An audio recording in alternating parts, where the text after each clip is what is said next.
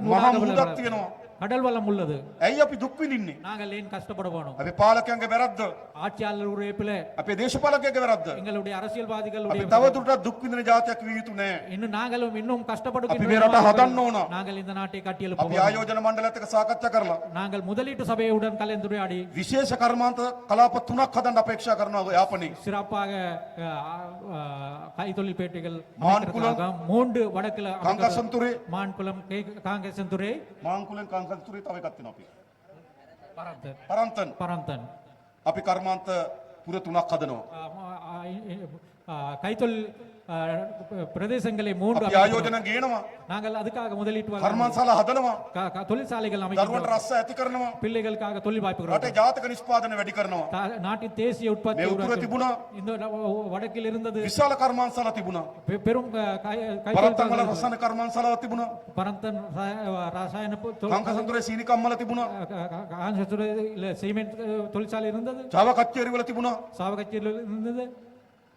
අලිමංකඩ ලුණු තිබුණා. ஆணையர்வல்ல உப்பளம் இருந்தது. මොකද උන් ඔක්කොම විනාශ වෙලා තියෙන්නේ. அது எல்லாம் அழிந்து இருந்தது. යලි මේ රට හදනවා. நாங்கள் இந்த நாட்டை மீண்டும் අපි ඒක පටන් ගමු. நாங்கள் அதெல்லாம் செய்கின்றோம். අපි බෙදෙන්නේ නැතුව, நாங்கள் பிரிந்து போகாமல், අපි ජාතිවාදයට ගොදුරු වෙන්නේ නැතුව, நாங்கள் இனவாதத்துக்கு இரையாமல், අපි සමගියෙන් සහෝදරත්වයෙන් ඉන්න රටක් හදමු. நாங்கள் ஒற்றுமையாகவும் சகோதரத்துவமாக இருக்கும் ஒரு நாட்டை உருவாக்குவோம். අදත් නාග විහාරයේ පන්සලට இன்னும் நாங்கள் பௌத்த ஆலயத்துக்கு දෙමළ ජනතාව එනවා. தமிழ் மக்கள் வருகிறார்கள். දානේ ලබා දෙනවා. தானம் வழங்குகிறார்கள். අපි සහෝදරන් හැටියට ජීවත් වෙනවා. நாங்கள் சகோதரர்களாக வாழ்கிறார்கள். අපේ අපේ සහෝදරකම නරක කාටද? ஆனால் எங்களுடைய இந்த சகோதரத்துவம் பகைமையாக உள்ளது අපි யாருக்கு? විරසක් කරන්න ඕන කාටද? எங்களை பகைத்துக் கொள்ள வேண்டியது අපි தேவையா? බෙදන්න ඕන කාටද? எங்களை பிரிக்க வேண்டியதாக இருக்கிறவர் யார்? ජනතාවට නෙවෙයි. மக்களுக்கு அந்த தேவை இல்ல. දේශපාලකයට. அரசியல்வாதிகளுக்கு தான் அது මේ உள்ளது. දේශපාලකයා තමයි இந்த அரசியல்வாதி தான் මේ ජාතිවාදයේ හිටියේ. இந்த இடவாதத்துடன் இருந்தது. මට මතකයි මම පොඩි කාලේ எனக்கு ஞாபகம் என்ன, நான் இந்த சிறியோர் අපේ දුම්රිය ස්ථානයේ අපේ දුම්රිය ස්ථාන ස්ථානාධිපතිතුමා දෙමළ எங்களுடைய ஊர்ல புகையிரத்த நிலைய பொறுப்பு அதிகாரியாக இருந்தவர் මගේ தமிழர். ඉස්පිරිතාලේ දොස්තර මහත්තයා දෙමළ. என்னுடைய ஊர்ல இந்த மருத்துவமனையில் අපේ மருத்துவர் අපච්චි වැඩ தமிழ். කරේ මිනින්දොර දෙපාර්තමේන්තුවේ. என்னுடைய தந்தை வந்து நில அளவை திணைக்களத்தில் வேலை මිනින්දොර செய்தவர். මහත්තයා දෙමළ. அதுல இருந்த நிலவேலையாளர் தமிழ் ஒருவர். අපි හොඳට හිටියා. நாங்கள் ஒற்றுமையாக இருந்தோம். ප්‍රශ්න තිබුණේ නෑ. எங்களுக்கு இடையில பிரச்சனை හැබැයි இருக்கவில்லை. දේශපාලක මේ ප්‍රශ්න හැදුවා. ஆனால் அரசியல்வாதிகள் இந்த பிரச்சனைகள் යලියේ යුගයේ අවසන්. ஆனால் அந்த காலம் முடிந்து விட்டது. අලුත් පරිච්ඡේදයක්. இது ஒரு புதிய அத்தியாயம். අලුත් රටක්. புதிய ஒரு நாடு. අලුත් යුගයක්. இது ஒரு புதிய காலம். අලුත් යුගයක් නෙවෙන්නේ කොහොමද?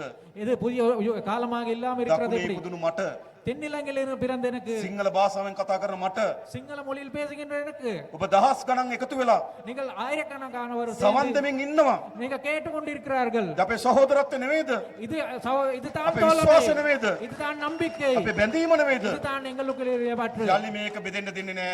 இது மறுபடியும் நாங்கள் பிளவுபட යලි விடுவோம். ගැටුම් ඇති වෙන්න දෙන්නේ නෑ. இன்னும் முரண்பாடுகள் விட மாட்டோம். දුෂ්කර පරිච්ඡේදය අවසන්. கடந்த காலம், அந்த கடினமான අඳුරු காலம் முடிந்து- පරිච්ඡේදය අවසන්. அந்த கருப்பான அத்தியாயம் முடிந்து விட்டது. අලුත් යුගයක් අපි ආරම්භ புதிய කරමු. ஒரு யுகத்தை நாங்கள் ඒ தொடங்குவோம். වෙනුවෙන් අපි අල්ලාගත්තු அதுக்காக நாங்கள் கைகோத்து இருந்தோம். අත්තරින් නැතු ඉදිරියට යමු. அந்த கைகோத்தின கைகளை தவ நாங்கள் தவ தப்பே கைவிடாமல் இன்னும் அந்த கைகளை பலப்படுத்திக் සත්‍යමත් ඉදිරියට යමු. பலமாக கொண்டு ඒ முன்னேறி වෙනුවෙන් செல்வோம். සියලු දෙනා එකතු වෙමු. அதுக்காக எல்லோரும் ඒ ஒன்றாக වෙනුවෙන් සියලු දෙනා පෙරට එමු. அதுக்காக எல்லோரும் முன்னுக்கு ඒ வருவோம். වෙනුවෙන් අපි එක්සත් ඉදිරියට යමු කියලා ආරාධනා කරමින් அதுக்காக நாங்கள் ஒற்றுமையாக முன்னேக்கு செல்வோம். මම නතර වෙනවා. நான் என்னுடைய முடிவு ජය වේවා කියලා සියලු දෙනාට ප්‍රාර්ථනා எல்லோருக்கும் කරනවා. நன்றியை බොහොම ස්තුතියි. வெற்றியையும் நன்றி, பிரார்த்திக் கொண்டு வணக்கம். வணக்கம்.